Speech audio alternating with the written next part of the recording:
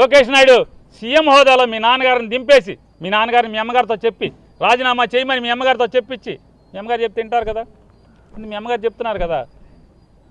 అదే సినిమాలో చెప్తారు మొత్తం ఫ్యామిలీ ఉప్మా తినేస్తున్నారా అని చెప్పని.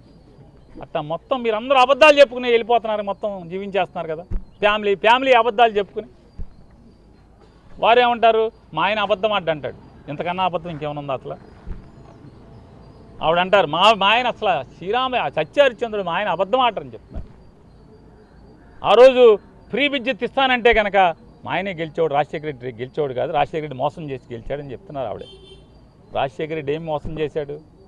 మీ నాన్నగారు బట్టలు ఆరేసుకోవాలి కరెంటు తీగల మీద ఫ్రీ కరెంట్ ఇస్తే అంటే అదే రాజశేఖర రెడ్డి వచ్చి ఫ్రీ కరెంట్ ఇవ్వటమే కాదు, ఇవాళకి రాజశేఖర రెడ్డి గారు 2004లో సీఎంఐ ఫ్రీ కరెంట్ ఇస్తే ఇవాళ 2026 అంటే 20 ఏళ్ళు దాటినా కూడా ఆంధ్ర తెలంగాణలో రాష్ట్రాలు విడిపోయినా ఇవాళకి ప్రభుత్వాలు చచ్చినట్టు ఫ్రీ కరెంట్ అమలు చేయాల్సిన పరిస్థితి, ఆఖరికి మీ నాన్నగారే చచ్చినట్టు అమలు చేయాల్సిన పరిస్థితి.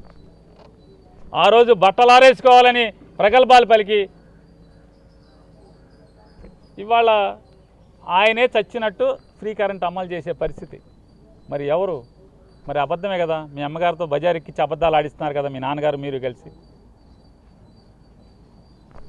మీ నాన్నగారిని రిజైన్ చేయించి చంద్రబాబు నాయుడుతో రిజైన్ చేయించి లోకేష్ సీఎంగా ప్రమాణం చేసి రమ్మను జగన్మోహన్ రెడ్డి గారిని చర్చలకి ఖచ్చితంగా వస్తాడు. లేదా సిబిఐ ఎంక్వైరీ, నీకు తోలు మందం లేదు తోలు పలచనైతే నీలో నిజాయితీ ఉంటే ఖచ్చితంగా సిబిఐ ఎంక్వైరీ చేయమని చెప్పని చెప్తున్నాం. ఇవన్నీ కాదు అసలు ప్రభుత్వ బళ్ళు ఎన్ని మార్చి చూపించావు? మంగళగిరిలో ప్రభుత్వ బడి మారిస్తే చాలా, లేదా ఎవరో లోకులు డబ్బులు ఇస్తే పునాదిపాడులో ఒక స్కూల్ మారిస్తే మీకేం సంబంధం? పుస్తకాలు రావు టైంకి, బట్టలు రావు టైంకి, మరేమిస్తారు? బడులు బాగోవు, ఏం చేస్తారు?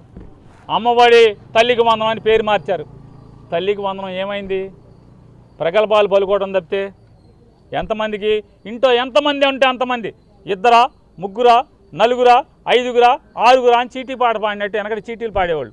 మార్గదర్శి చిట్స్ లేకపోతే శ్రీరామ్ చిట్స్లో చీటీలు పాడతారు. ఆ చీటీలు పాడినట్టుగా మొత్తం పాట పాడారు. పవన్ కళ్యాణ్ పాడేవాడు, చంద్రబాబు నాయుడు పాడేవాడు, లోకేష్ పాడేవాడు చీటీలు పాడినట్టు. ఇంత అని ఇవాళ ఎంతమందికి వస్తుంది తల్లికి వందనం? సిగ్గు లేకుండా కరెంటు బిల్లు పేరుతో తల్లికి వందనం ఆపేస్తున్నారు అందరికీ. సగం మందికి ఎందుకు ఆపాడో చెప్పేవాళ్ళు లేడు. పిల్లలు ఎంతమంది ఉన్నారు? సుమారుగా 80 లక్షల చిల్లర మంది పిల్లలు బళ్ళలో ఉంటే మీరు ఎంతమందికి ఇస్తున్నారు? సంవత్సరం ఎందుకు పడిపోతున్నాయి? ఎందుకు డబ్బులు తగ్గిపోతుంది మీరు ఇచ్చే డబ్బులు? కరెంటు బిల్లు ఏంటి? ఎవడన్నా 6 నెలల్లో సంవత్సరం తెస్తారు. మేలో మేలో వేసవికాలం ఇంట్లో ఫ్యాన్లు వేసుకుంటారు, కరెంట్ ఎక్కువ కాలుతుంది, జూన్లో చూస్తారు. మీరు మే బిల్లు జూన్లో చూస్తారండి. సిగ్గుబడి లేదా? ఏం చెప్పారు? షరతులు వర్తించవన్నారు సిగ్గు లేకుండా ఎలక్షన్ ముందు. ఇవాళ అన్ని షరతులే కదా. ఫీజు రీయింబర్స్మెంట్ ఏది? రేవంత్ చెప్తున్నాడు, చంద్రబాబుని అడగండి సిగ్గులేదు బీజేపీ వాళ్ళారా, 10,000 కోట్లు అప్పు పడ్డాడు కుర్రోళ్ళకి, ఇబ్బందులు పడుతున్నారు అని చెప్పి లోకేష్ చెప్తున్నాడు, రేవంత్ చెప్తున్నాడు. తెలంగాణ ముఖ్యమంత్రి తెలంగాణ వాళ్ళు ఆంధ్ర వాళ్ళని చెప్తున్నారు 10,000 కోట్లు పిల్లలకి బకాయి ఫీజులు అని చెప్పని. సిగ్గు తెచ్చుకుని ఎయిరా డబ్బులు? Fee reimbursement ఎయిరా?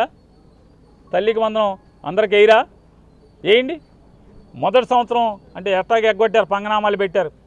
మీరు మొదటిసారి వేసిన వాళ్ళకి రెండోసారి వేసిన వాళ్ళకి ఎందుకు తగ్గిపోయినాయి చెప్పాలి కదా.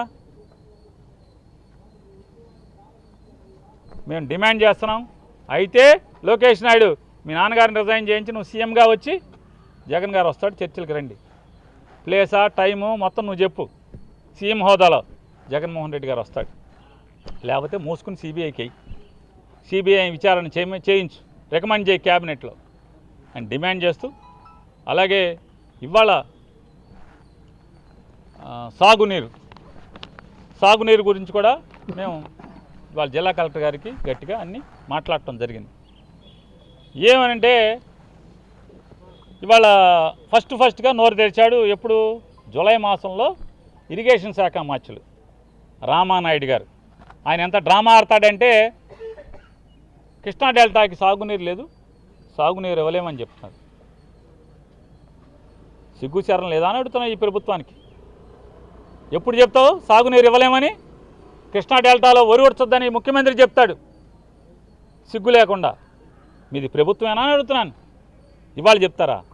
మీరు మే ఆఖరిలో జూన్ మొదటి వారంలో మీరు పంటలు ఉడచబాకండి, ఎకరానికి 10,000 15,000 లేకపోతే మేము 10,000 ఇస్తాం, మీరు విత్తనాలు వేయబాకండి అని కదా మీరు ప్రకటించాలి. సబ్సిడీ మీద విత్తనాలు ఇస్తున్నామని చెప్పినే అగ్రికల్చర్ శాఖ మంత్రి ఫోటోలు దిగుతాడా? వ్యవసాయ శాఖ అధికారులు ఫోటోలు దిగుతారా? యూరియాకేమో ఫోన్లో ఎక్కించుకోండి, మీరు అక్కడికి వెళ్ళండి, ఇక్కడికి వెళ్ళండి, ఆ కొట్టుకు వెళ్ళండి, ఈ కొట్టుకు వెళ్ళండి అని రైతులను కాల్చుకు తింటారా యూరియా కోసం? యాప్లో అంట ఫోన్లో దొంగ యూరియా కొట్లోడు అమ్ముకుంటున్నాడు, ఆడోడు అమ్ముకుంటున్నాడు అని చెప్పి యూరియా ఫోన్లో ఎత్తుకోమని చెప్తారా? బ్లాక్లో యూరియా అంటే ఏంటి? దాని అర్థం ఏంటి? సాగు ఉందానే లేదన్నా? సాగు లేకుండానే యూరియా ఇచ్చారా? సాగు లేకుండానే రైతులను పరిగెత్తిచ్చారా ఎరువుల కొట్లు చుట్టూ, లేకపోతే యాప్లు వేసుకుని యాపుల్లోకి? విత్తనాలు ఎందుకు ఇచ్చారు? పంటకి నీళ్ళు ఎందుకు వదిలి ఫోటోలు దిగారు, వీడియోలు దిగారు? కృష్ణా డెల్టాకి ఎన్టీఆర్ జిల్లా కలెక్టరు ఫోటోలు దిగి వీడియోలు దిగి సాగుకు నీరవుతున్నామని ఈ ప్రభుత్వం తరపున జబ్బలు తలుచుకున్నారు కదా. ఏమైంది? ఇవాళ అక్కడితో ఆగకుండా చూడండి, ఈయన ఈ రాష్ట్రానికి మంత్రి, కృష్ణా డెల్టాకి ఇంకో మంత్రి లేడు, ఇతనే మంత్రి. కృష్ణా డెల్టాకి ప్రభుత్వానికి ఇంకో మంత్రి లేడు, ఇతనే మంత్రి. ఈ మంత్రి జూన్లో ఏరువాక పక్కనే ఇన్ఛార్జ్ కలెక్టర్ గారు, ఆయన ఏం చేస్తాడు పాపం? ఇప్పుడు వీళ్ళందరూ ఏం చేస్తారు? కలెక్టర్లు వాళ్ళు ఏం చేస్తారు? పైనోడు కూర్చోమంటే కూర్చుంటారు, నుంచోమంటే నుంచుంటారు. ముఖ్యమంత్రి నుంచోమంటే నుంచుంటారు, కూర్చోమంటే కూర్చుంటారు, అంతే కదా. ఏం చేస్తారు? జనసౌండ్ ఇల్లు కట్టారు, లంచాలు ఇవ్వలేదు పడేయమంటే పడేశారు. కలెక్టర్ గారు ఏం చేస్తాడు? కలెక్టర్ గారు మున్సిపాలిటీకి స్పెషల్ ఆఫీసరు, కమిషనరు, ఎస్పీ గారు పోలీసు, 200-300 మంది పోలీసుని పంపించాడు. ఆయన వంతు ఆయన పంపించమన్నాడు. కుల రవీంద్ర పంపించాడు, అంతే కదా. అది పాపం ఇల్లు పడేయటువంటి సొంత ఇల్లు కదా, సొంత స్థలం కదా, పడేయటువంటి అని ఆలోచన ఉండదు పాపం, ఎందుకంటే అధికారులు కదా. ఏం చేస్తాడు? రమ్మన్నాడు కుల రవీంద్ర, తోడు రమ్మన్నాడు, ఫోటోలు దిగారు. మంత్రి సురుతున్నాడు, ఈయన ఇత్తనాలు చిమ్ముతారు. చూడండి, బుద్దాలపాలెం మచిలీపట్నం అసెంబ్లీ మండలంలోని బుద్దాలపాలెం గ్రామంలో ఈ సంవత్సరం జూన్ మాసంలో ఏరుబాగు చేశాడు కుర్రాడు. బుద్ధప్రసాద్ గారు ఏదండి అభినగడ్డ దివిసీమకి నీళ్ళు వదిలారు.